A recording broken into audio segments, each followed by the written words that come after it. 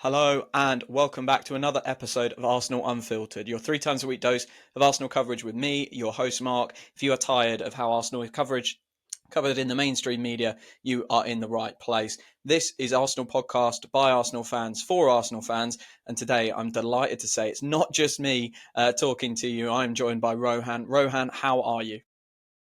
I'm doing great, Mark. Thanks for having me on. It's always great to be on your podcast, so I'm excited for this. Thank you. Too kind. Thank you for coming back. We always have good chats about Arsenal, and recently it's been chats about transfers, hasn't it? And we are going to quickly touch on transfers this morning, and we're just going to very briefly go through some of the announcements that have happened. We're not going to speculate too much on the ones that haven't happened yet. We had Madueke announced yesterday, but then we'll dive into the main chunk of the episode, which is previewing pre-season. Rohan, we're going to have some actual football to talk about very, very soon. I'm excited for that. Are you I'm excited for that? excited, yeah. Yeah, I'm super can't wait. excited. It's been a while, so I'm ready to dive back into football. Yes, and before we started recording, we were just talking about how neither of us really got into the Club World Cup, which would have been really kind of our only taste of football over this summer. We've had a little bit of the women's Euros here, but I'm looking forward to watching Arsenal again. But let's talk very, very quickly about the transfer window so far, because it's what everyone's been talking about for so long. Signings that have been announced. We've got Kepa, Norgard, Madueke was announced yesterday, and Zubimendi. We think Mosquera and Gyökeres are to come, and then there's a maybe on Eze and Rodrigo. I'm going to pick out two for you, though, Rohan. Christian Norgard and Noni Madueke. Those two are the controversial ones so You far. No picked one's the best really... ones, I was gonna say. I was like, Yeah. can we talk about Zubimendi? But yeah, you picked the best ones. Yeah, I think, Zubimendi, I'm so excited for, but I think he is sort of everyone's excited for him. So I want to know your feelings. First of all, let's start with Christian Norgard. How do you feel about that signing? Christian Norgard for me is a solid B plus signing in Okay. the sense that that's an astute bit of business. I think looking at how our midfield was after the end of last season, going into the summer, we kind of cleared house at the number six role. Bringing in Zubimendi, I think bringing in anyone outside of the Premier League was a concern for me. It was a big risk, I should say, just because they haven't played, and two players in the same position, bedding in, going into a major, like a really important season, that's asking for a lot. I think bringing in Norgard, who plays in a very disciplined team like Brentford did, kind of knows the Premier League. He's been here for a while. Astute signing, 10 million pounds, 11 million pounds. That's a great bit of business, I should say. Um, where my question marks arise from is I haven't seen him play a lot, and I still have that fear and concern, like, will he be able to shut up shop if we're 1-0 up against City and he's our number six? Will he be able to take the pressure off our defense? And maybe he can. I just have to see him do it to truly just like believe it, which is why so far I'm going with B, but good signing. Yeah, I think that's fair. It's not one that's going to get anyone off their seat, is it? Christian Norgard was not the player that we were all sat here dreaming about at the end of last season. But I think, like you say, it's quite reliable and it replaces the Jorginho role quite nicely. Did That's you right. watch his kind of early video, the one with his son? Oh, Uh, yeah, Amazing. fan favorite already, right? Yeah, Like, how do you hate him after that series of videos in the car, and then again with his son wearing the Arsenal jersey? I think these things already endear him to the Arsenal fans, and mm, I mean, love him for that. Off the pitch, he has my heart. On the yeah. pitch, Wait please, and please see. be good. Yeah, I think a lot of people kind of maybe I don't know. They looked at some of his stats and maybe prejudged him and like, oh yeah, he's a bit more of a destroyer, whereas Jorginho was a bit more crafty and played the ball a lot more and progressed the ball a lot more. But when you watch Christian Norgard, I think there is an element of he's potentially still got that kind of ball progression in the locker. It's just it's not been asked of him at Brentford, and that's not the style that they play. So I guess I'm quietly confident on Christian Norgard coming good. One that was obviously announced yesterday, and we've already touched on it, Noni Madueke. This one has been controversial. Now, Rohan, you live in America, so I'm going to presume it wasn't you that went and spray painted the murals by the Emirates. But I have my alibi. You Oh, can you track me good. down. I did not leave this country. Good man. But how do you feel about the Noni Madueke transfer? Because this one is, I'm going to say it, and let's see if you agree with me. I think it's probably the most controversial signing we've made in some time, and that's coming not that long after we signed Kai Havertz for a significant amount of money as well. So, how are you feeling? What do you think he's going to bring to the Arsenal? Two things we know Mikel Arteta loves: keepers from Bournemouth and wingers from Chelsea, or Yes, he forwards does. from Chelsea, I should say. Yeah. Um, I was baffled by this, I have to say, like the way it just sprung up and the deal was closed relatively quickly. Mm. It makes you think that Arteta really wanted Nani Madueke. Like this isn't Sterling at the end of August and we're still struggling to get a winger in and we will just do with anyone. This is early July. So there was a conscious effort by the club to bring him in. And I was surprised that we went for him. He wasn't on my radar, not someone I was looking at. In our previous chats, we've discussed Semenyo and a whole host of other wingers who are not Nani Madueke. The more I've read about him, watched his clips since, I've been trying to put it in the context of how I think Arsenal will play next season, what were our deficiencies last season, and I see a thread there. Like, I'm not justifying this as the best bit of business that Arsenal have done. I see a thread there which could be promising. He is a 99th percentile progressive carrier. He's great at dribbling and shot creating actions. He's great at leading the press or being part of a forward press. Things that we do want from our wingers, things we do want in terms of versatility in the squad. If we think about Zubamendi springing attacks early and being that kind of Roomba in midfield, clearing things up and just like playing line breaking passes to kick us off again, sounds good to mix things up. But again, like I think he already comes with this weight of he's going to be a failure, something Kai Havertz had a couple of years ago as well. And Kai Havertz had a tough time for his first 8 games until he scored, and then a few more until it became natural for him to be that goal scorer for Arsenal. Madueke has that same pressure, and he's not going to be starting. Like Arteta is not going to just play him to get the cobwebs off or get him integrated into our system. He has to do that from the bench, playing 20 minutes a game. So it's to be seen how he deals with that. But I'm going to say, in terms of an alphabet grade, I'll also go with maybe a B, B minus, and Yeah. I'll hold out. I have optimism, I should say, like for how he's gonna like integrate into the squad and how he's gonna be. The price tag, again, head scratcher, like 50 million. But then again, does anything in the transfer market make sense? Ben White was 50 million a few years ago. Everyone made fun of us for that deal, but now he's arguably one of the best defenders in the Premier League, one of the best players that we have in our squad. So it just money doesn't make sense. Premier League transfer No. money doesn't make sense. But in terms of a core skill set, maybe Arteta can unlock something there just because he wanted this player. He actively pursued this player. And we've seen with Arteta before, right? He does a very good job of taking a player and enhancing little bits of their game that they're good at, and kind of making that their real playing personality, and really making them make a career out of those attributes. So we've seen him do that. So you just never know with Noni Madueke. Some listeners who've listened to a couple of previous episodes ago will have heard my episode on why are we signing Noni Madueke. I must admit, I'm with you. I think he's a good player. I think he's got the potential to be a very good player. I can never see him quite reaching that like great echelon, just because of the stats look amazing, and then I watch him sometimes and I think I don't see a killer there. When you watch Bukayo Saka and he's got that ruthless efficiency, I don't see that in Madueke, but I still think he could be a good player. The fit for me is weird, like, and that's the nicest way I can probably describe it in terms of.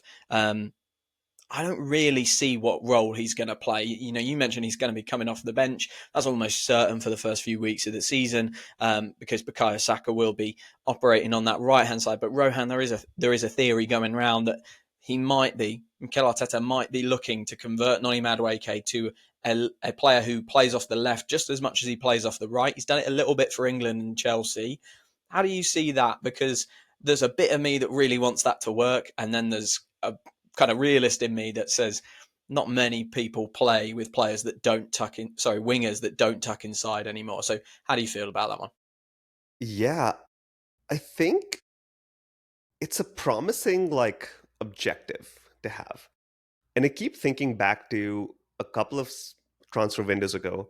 We actively chased Mikhailo Mudryk through the winter. We did, We, yeah. we wanted to get him in. We dodged a bullet with the person and the player for sure.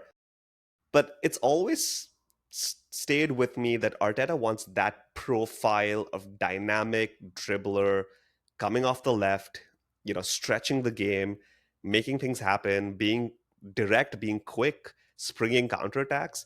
And I feel like maybe he was chasing that with Madueke as well. I think it's a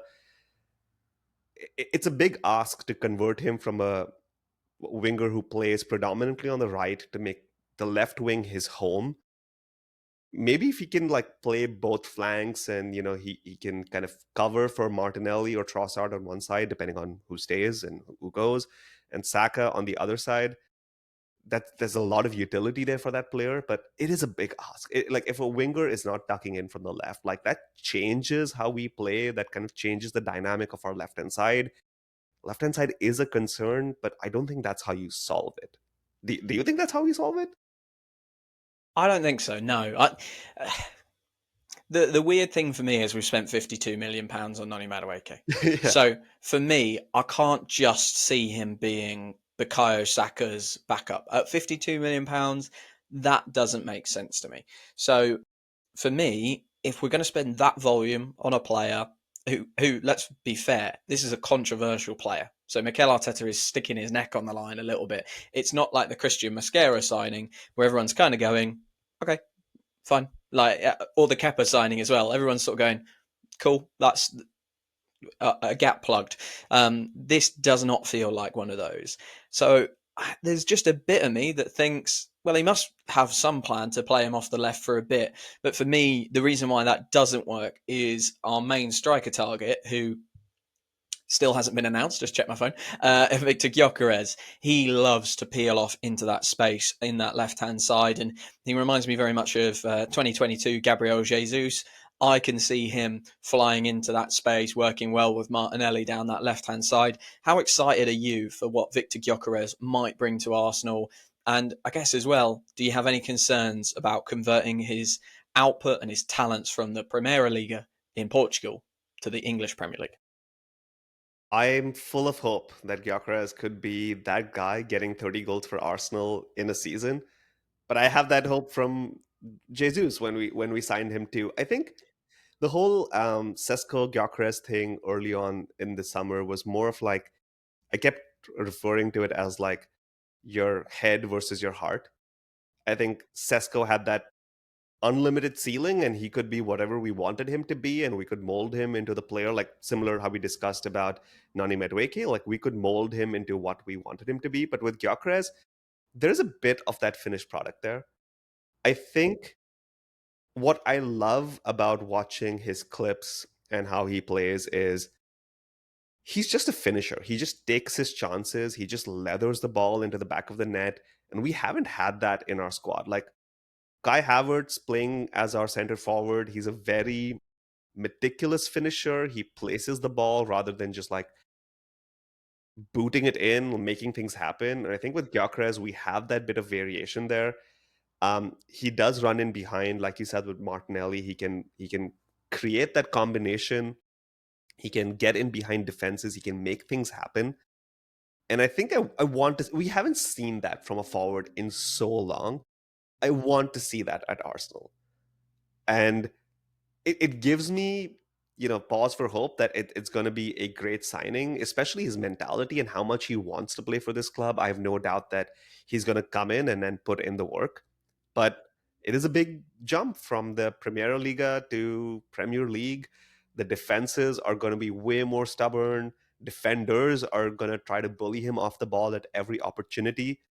At 27, this is the age for him to do it. Like he has to be fully ready to take on the challenge when he lands in North London, because there is no time for him to settle in. He has to hit the ground running. The first three games, and we'll get into that, I'm sure, but like we play one game a week until the international window, but there's a lot of football to be played, and I don't think we have any opportunity, especially with how Liverpool are strengthening. I'm sure Man City will be better than last season too. This has to work out. Like that's the only thing we can say. Like this signing, we have put all our eggs into this basket. It has to work out. Yeah, I'm with you. I'm with you. Like, I think you're right. If we'd gone and got Sesko, I could see a world where Kai Havertz it remains the primary striker, and Sesko comes in and out, and we work him in as we go. Right now, I think it's going to be the other way, where the new signing in Gyökeres is he's got to be the main guy, and he's got to score a lot of goals. I've made my prediction on a previous podcast of what I think is a good season for Gyökeres. So before we get into the main chunk of the episodes, I should say, how many goals do you think is a good return from Gyökeres this season coming up? You know, touch wood, we still sign him because there is no official announcement yet. But let's talk what's a good season in terms of goal return for Victor Gyökeres. I've been low-key hoping that there's like a Fabrizio Romano or David Ornstein tweet while we're recording today. It that would be pretty would be exciting. magic. I would say, I would say all competitions. He has to hit that 15 mark. 15 plus is Wow. a minimum. Just considering the work that we have to do and like what we have to get out of him this season, he has to like cross 15. And then I think he also has to sprinkle in a few assists. I think like the way he plays, he has to enable Saka, he has to enable Martinelli or Madueke, whoever it is, to get those goals as well. So I'm actually going to set the bar at 15. Do you think that's too Wow. low, too high?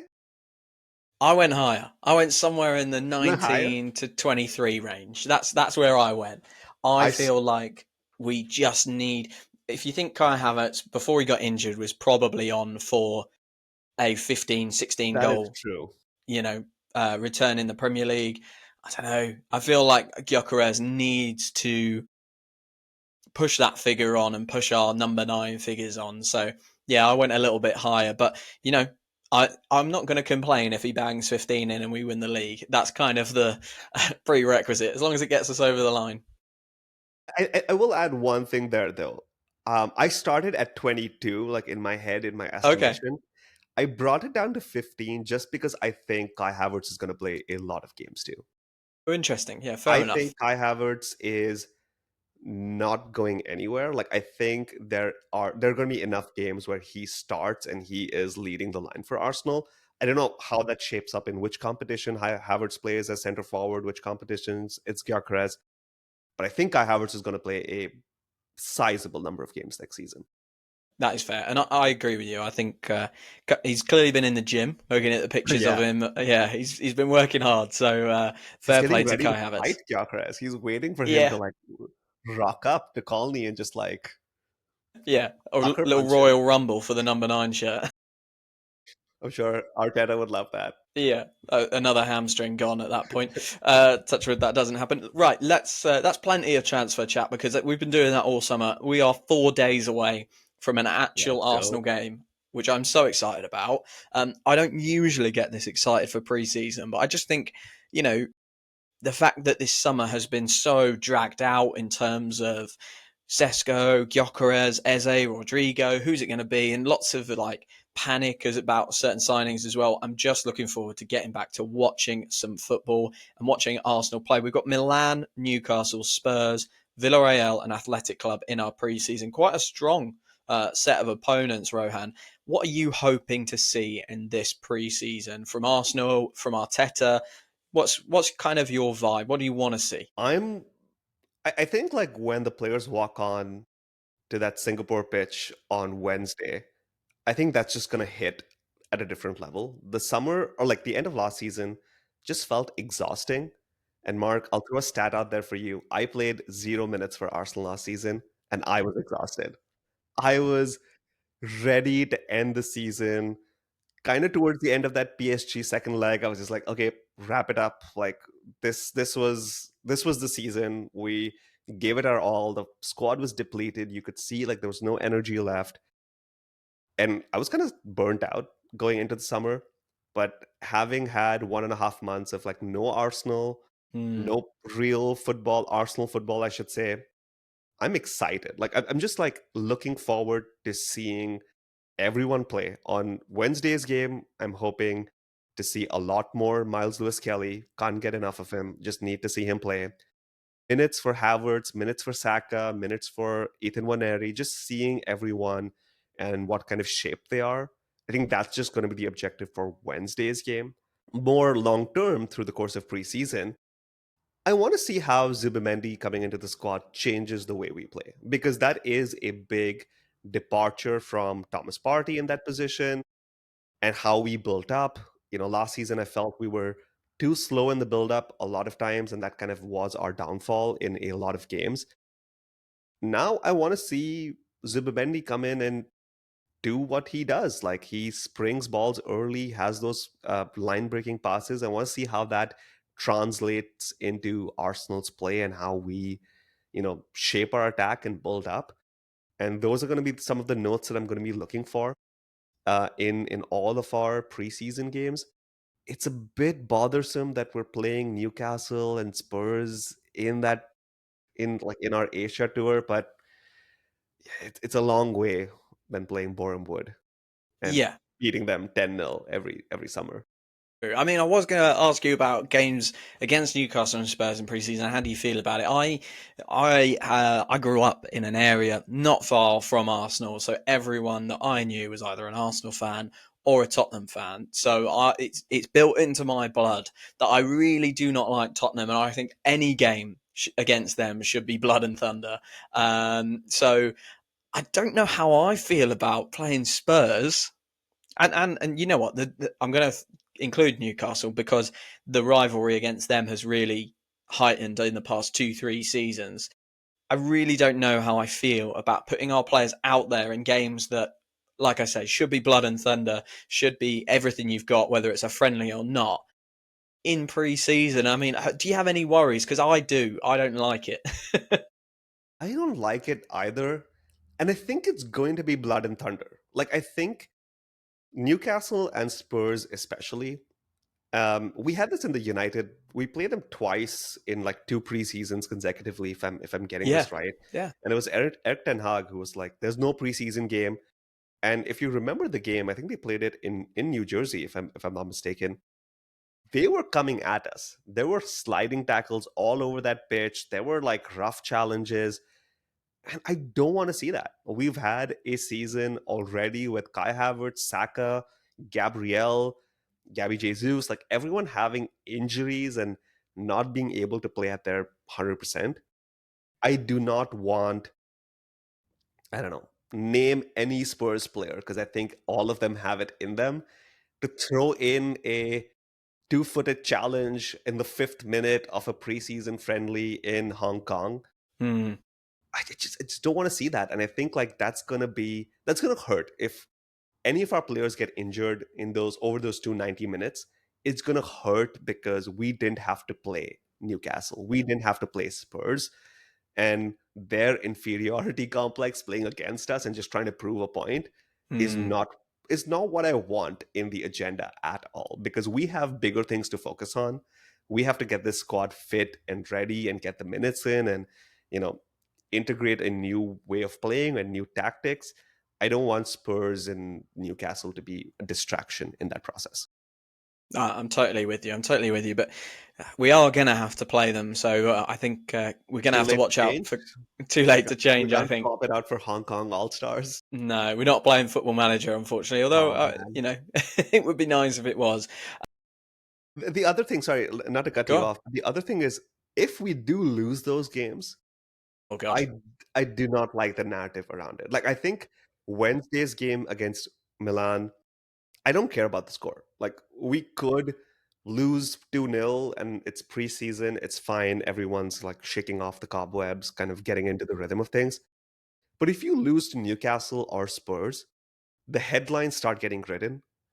And I feel like the Arsenal fan base in general is extremely jittery people start losing their minds. And I just don't think I have the wherewithal to like take that up until August. And Oh, I just yeah, don't want to see those articles written about Arsenal's time is up and now Newcastle are in the driving seat, or Spurs under Thomas Frank are going to be like this unstoppable machine. And no, that's not what it is. not the case at all. No, I'm with you, and I'd love to tell you that I wouldn't be one of those people who is upset about losing to Tottenham, but I would be. I 100% would be. I know that the pre-season friendlies don't matter, but I just think there's some teams you can't separate it for. Yeah, yeah. Um, you mentioned the Manchester United game from last year's pre-season in your neck of the woods over in America.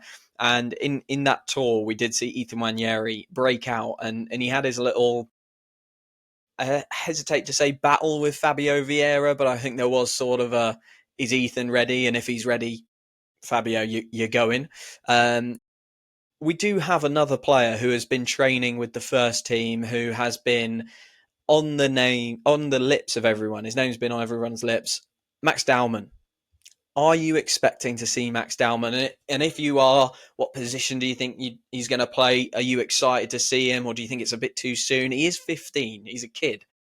So, I've actually stayed away from talking about him too much on the podcast. But I think with the pre-season friendlies coming around, it feels about the right time. So, what do you think we might see from Max this summer? We've heard tales of this kid for so many years. The, Yeah, the prophecy has been written and may be fulfilled. I want to see him play. Like, genuinely, we've built the hype around this player. Like, we've done this as like an Arsenal fan base, and now yeah, I just want to see him play. I have yeah, no expectations, and I don't want that pressure to be on him that he has to break into the Arsenal first team next season the way Waneri did. I think that's, we're also building our squad to have, you know, great depth and high quality depth in every single position. And I feel he may prove me wrong, but like I feel at 15, you don't have that in you to be like a Premier League substitute backup and make your way into the Arsenal squad. But I want to see what he's made of. Like I want to see Max Dowman play in whatever position, he gets the opportunity to out on the wings, as our number 10 and number 8. If you want to play him center forward, do that until yeah. Gyökeres comes in. um, I just want to see him play. I just want to see how well he works with this Arsenal squad, and I think it's a learning exercise for him right now. Yeah. Learning from the likes of Odegaard, Saka, Declan Rice, being around these kind of players in the squad is his syllabus right now. He has to just learn how to be part of the Arsenal squad, kind of learn what it takes to be in the first team, the training, the regimen from the likes of Miles Lewis Kelly and Ethan Waneri too. And at this stage, I think there's no pressure on him to prove anything to anyone. He just has to play his football. He has to evolve his football, and that's the only thing that we can ask of him. But I do want to see him play. Like that said, 45 minutes against Milan would be great. If he scores a banger against Spurs, I am there for it. And those headlines are totally okay to be written. Like I will share those stories everywhere. But Yeah. I think at this stage, I just want to see him take on that role, just play in the first team. And I don't think like he is at that Waneri Lewis Kelly level of like I'll jump into the first team after this preseason. But if he is the, I don't know, 23rd man in the squad, not the worst thing for next season. No, absolutely not. I mean, you just saying Max Dowman scoring a banger against Spurs there just sent a shiver down my spine. I hadn't even thought about that. So It's that would be amazing. I would love that. We have had a period in the Arsenal Academy coming out of Hale End, starting with Bukayo Saka, really. And I'm not just going to include all the star names here, because we have had some real successes in terms of players who have gone on to make careers elsewhere. I'm thinking Bukayo Saka, I'm thinking Emil Smith Rowe, I'm thinking Reece Nelson, players who have come through in this period. And then we've had Miles, we've had Ethan, we've had Max Dowman as well. Clubs across the country have tried to nick these players from us before they've even kind of broken into the first team, signed a professional contract, all that sort of stuff. It looks like Ethan's going to sign another contract. Max obviously can't sign a contract yet. That's absolutely fair, and law law prevails. But I just want to ask you, the Hale End Academy, do you think that that is our kind of, I guess, superpower moving forward? Because a player of Bukayo Saka's quality, a player of Miles Lewis Skelly's quality, to pick those up in the transfer market would be tens of millions, if not hundreds of millions of pounds between the two of them. We've also got Ethan, got Max coming through. It's the envy of what feels like every big club in the world. Is this going to be a superpower for us for years to come? It has to be. I think Bukayo Saka and Ethan Waneri and Miles Kelly have saved us hundreds of millions of pounds in transfer fees. And we have this love for them that goes beyond any other player we sign. Like we spent 100 million on Declan Rice, and I love Declan Rice to bits. And I love Bukayo Saka that little bit more, just because he came through the Arsenal Academy, similar from Miles Lewis Kelly. And it's just great to see them. It feels like your own, right? Like I don't have kids, but I feel like that's what having kids feels like, just seeing them succeed out in the world. It's special. Had that for Emil Smith Rowe and Reese Nelson as well. There's always this optimism, this ceiling, this unlimited ceiling for potential and what they can do out in the world of football. And we have to cherish that. We have to keep that as a core part of what Arsenal Football Club is all about. And you look at Barcelona, right? Like, I think that's the other club out there in the world that has a strong academy and they bring through absolute gems. And that's carried their team for years. Yes. Financially, that Barcelona is a mess, but that academy and Lamine Yamal right now is carrying that Barcelona squad and kind of giving them that ability to push on and still be challenging and still be an elite team. And I think for Arsenal, having this group of players come in, no matter how they evolve and how their career goes later, it's important to like cherish them right now. It's important to just be supportive and be there as a community around these players. And yeah, just watch their careers with great interest and see, how they help us win a European trophy in the next Yeah. couple of seasons. Yeah, no, you're quite right, and I'm certainly going to be looking out for in pre-season, not just Max, but will we see Miles pop up in midfield a little bit more? Might Yeah, might we see him deployed there from the start? Might we see Ethan at left eight? There's lots and lots of different things. I think Arteta spoke about Ethan being a striker before. Will we see that's a little right. bit of that for 10, 15 minutes pre-season? I don't know, but one thing I want to ask you is last year we were quite predictable. You kind of already mentioned about slow build up. We kind of had the same patterns of play. If I were to give you a magic wand and say there is one style of play or one kind of thing you want to see Mikel Arteta perfect with the team this pre-season for the coming season, what would that be? A tactical tweak, perhaps, or a change, maybe a change in formation? Is there anything you want to see Mikel Arteta do with the boys this season, this preseason? That's a great question. I've played with the change in formation for some time, and my Really? not tactical mind can't put it together how you fit all of these players in a different formation Okay. and kind of change like our setup on the pitch. But what I do want to see from Arsenal is how we set up against low blocks. How do we have more rotations within the players on the pitch, more movement, more off the ball movement to make something different happen? Because we settle into our shape and we kind of do the same thing over and over. And I was looking at some of our results from last season. Like you think about the West Ham loss, you think about the Everton draw, even the first leg against PSG. Like we do the same thing, and when we are like our first 11 plays, and we saw that at the tail end of the 2024 season, we're electric. Everything comes together, and we score goals for fun. But if we take one element out of that starting 11, the drop off is too big. Like we can't play the same way anymore. We have to make changes, and I'm hoping with the players that Arteta has brought in, it gives us that structural reliability across the board that we can still continue to play the same way. But then players can do different things. Like Ethan Waneri playing at left eight gives us something different. Miles Lewis Kelly moving into midfield or playing maybe a number six role gives us something different. And we can unpick stubborn defenses because our problem has never been beating City, beating Liverpool, beating United and the lot. It's being it's beating, the bottom 10 opposition away from home who sit in deep and just frustrate us. So I'm hoping that we can have a bit more of a wild card next season.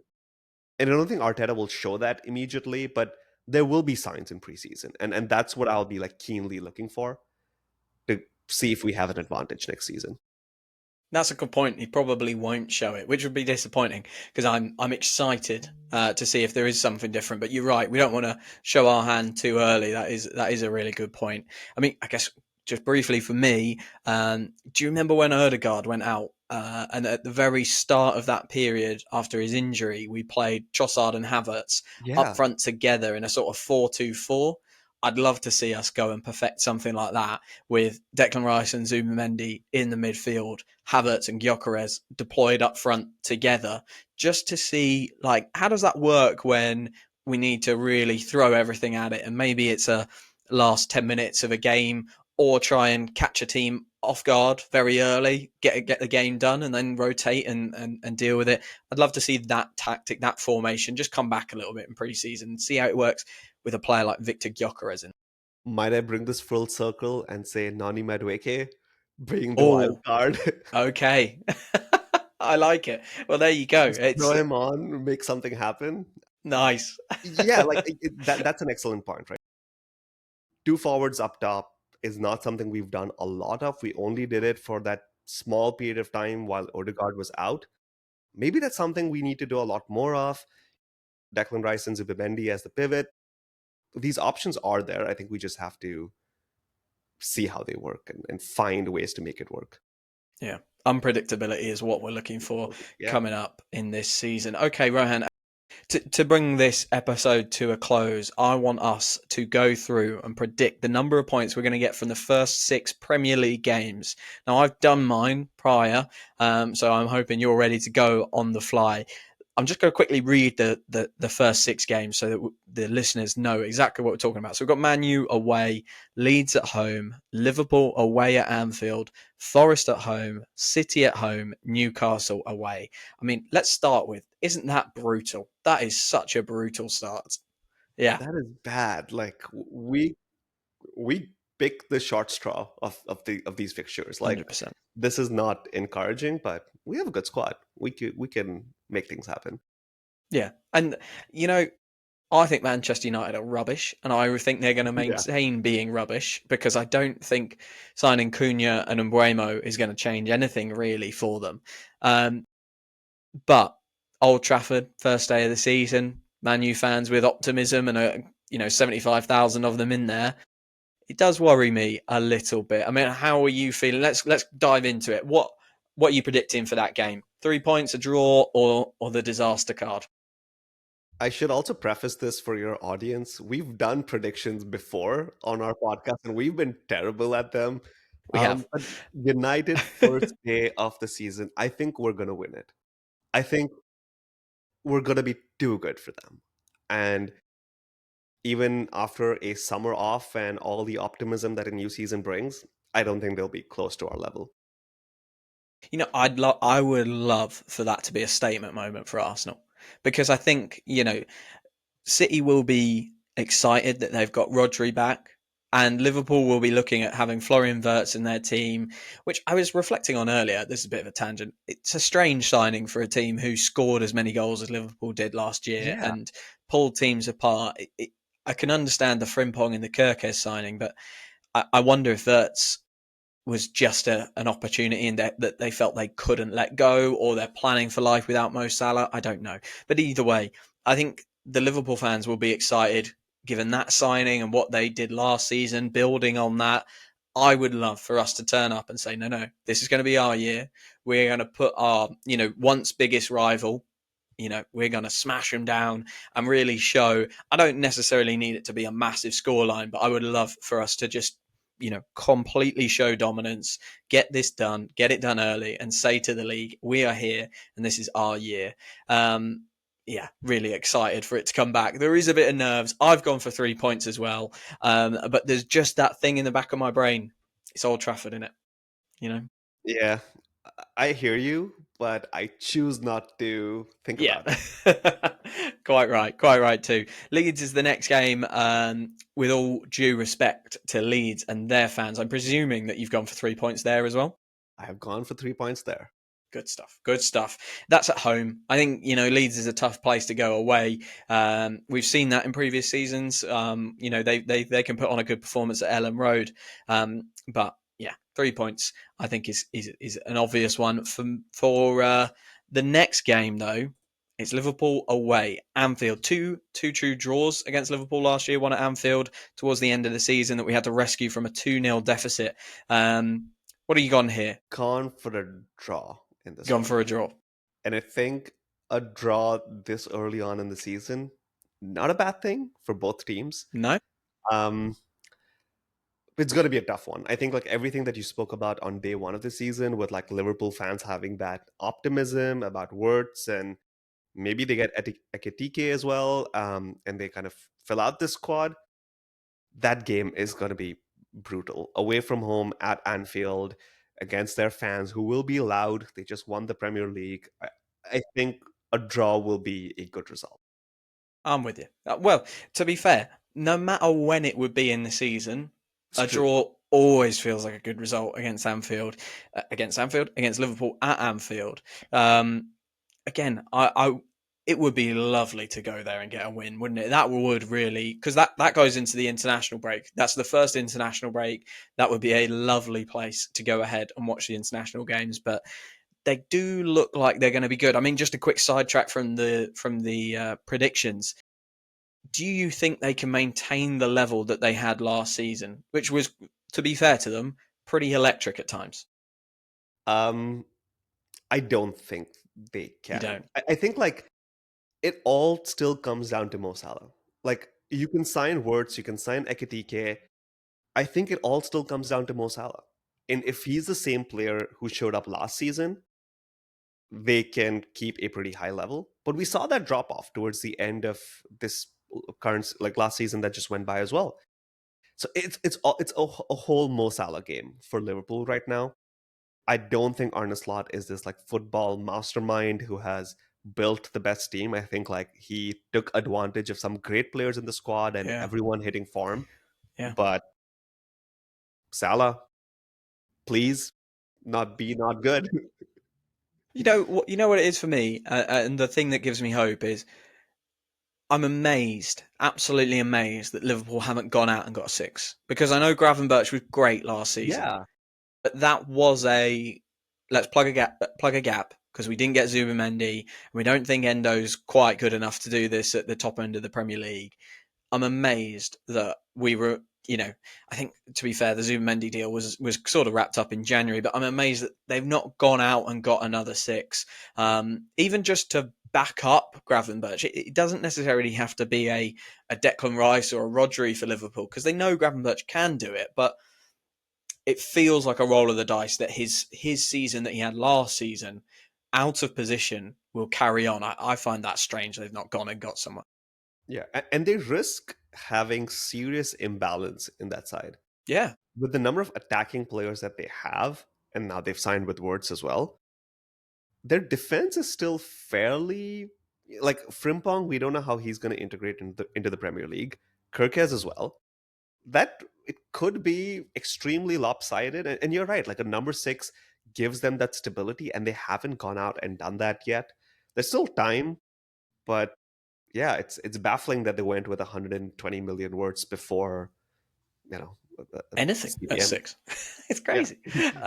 Yeah, and you mentioned there Kirkes and Frimpong. They're not exactly Takahiro Tomiyasu and Yuri Timber. They're not sitting in and becoming like four centre backs. They are going to be flying up around the wingers. So Liverpool are clearly going to try and outscore everyone this year. The game after Liverpool is Forest at home. A great season for Forest last year. What have you got for them this year? What's your prediction? an Arsenal win. Arsenal win. It was a good season for them last year, but teams rarely keep that same form going into the next season. There's always kind of like a surprise in the Premier League. There's one team that does really well. Rarely is it the same team that comes back and has like an equally good season. So it's going to be an Arsenal win. Yeah.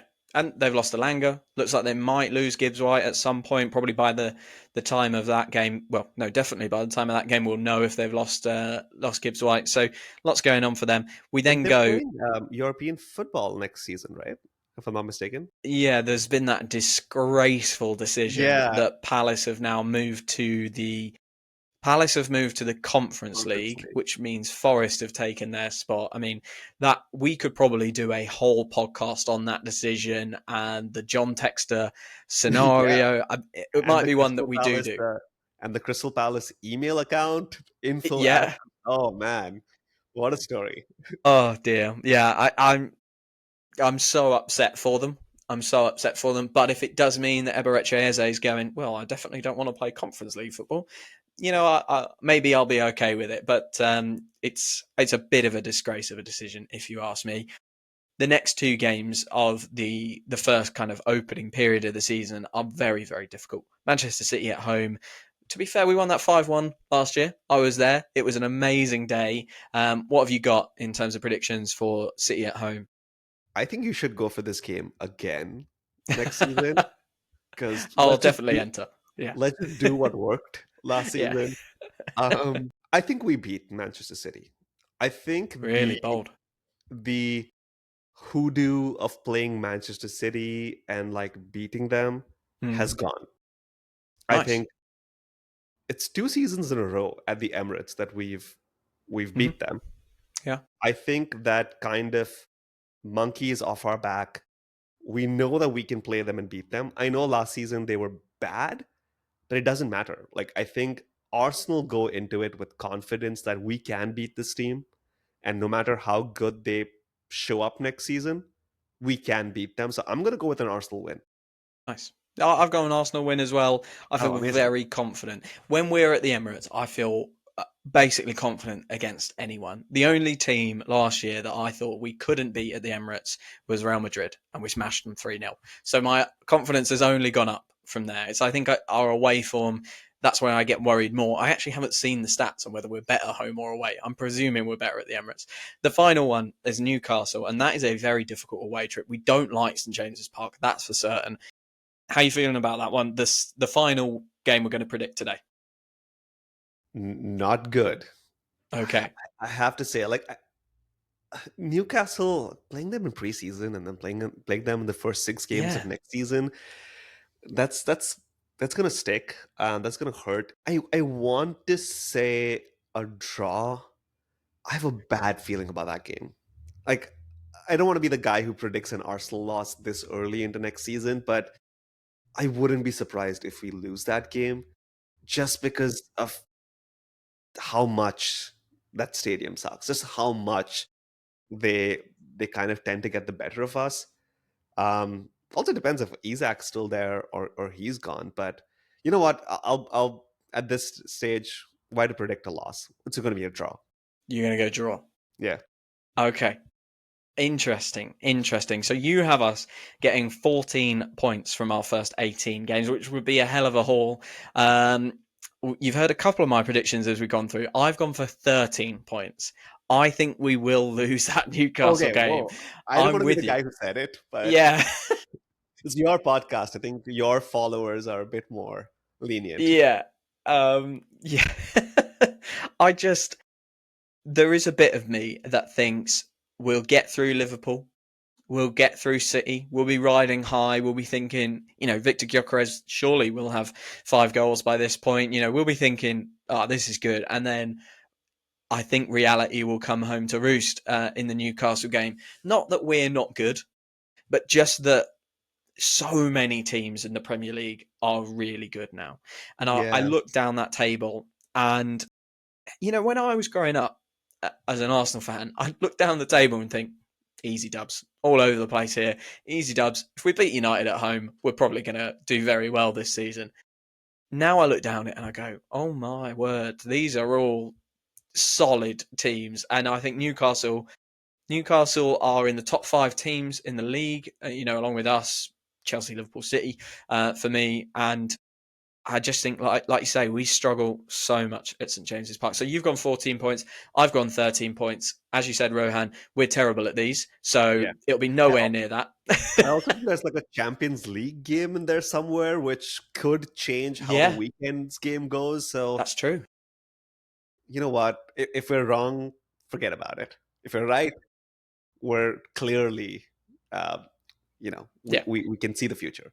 I'll tell you what, Rohan. If we're right, we'll come on and we'll do a review of our Yeah. predictions and just revel in how good we were at these on this day, because we need that boost after our last set of predictions that were Yeah. hopelessly out, We need hopelessly a out. win. It's we, like, it's us who need that win more than Arsenal need a win right now. I completely agree with you. Okay, Rohan, it has been a pleasure as ever. Just want to give you an opportunity. Tell everyone where they can find you, what you're doing at the moment. Well, thanks for having me on, Mark. It's always a pleasure to chat with you. Everyone can follow me on my YouTube channel, Rohan on Arsenal. I'm sure it'll be in the description and your show notes as well, like an easy place to find it. Um, Always on the YouTube channel every other day, making videos about Arsenal, about how we're going to set up the transfer stories, how we're looking ahead, rather, I should say, to next season. So if you want to just have a good time, chat Arsenal, that's channel that you should follow me on. Yeah, and I love your channel. I think it's absolutely brilliant. You've always got really great thoughts on Arsenal, and just from a creator perspective, you have lovely thumbnails as well. You do a really good job of making nice thumbnails for your video. So I've always been a little bit jealous of them. Minimalist is what they are. Yeah, they're nice though. They are very good. Oh, thank you. Okay, so today we have gone through some of the transfer window, but we've mainly spoken about pre-season and then predicted those first 6 games. For all the listeners of Arsenal Unfiltered, remember to, if you're watching on YouTube, like and subscribe. If you're listening on audio platforms, please leave a 5-star review or follow the podcast. I will be back later this week, and hopefully we will be back at some point, Rohan, doing more Yeah. podcasts together. I can't wait to have you on the YouTube channel, chatting Arsenal at some point again. And yeah, we'll keep the show going. Absolutely. Remember, Rohan on Arsenal, link will be in the description, guys. All that's left to say is thank you for following, thank you for listening, and I will speak to you very, very soon.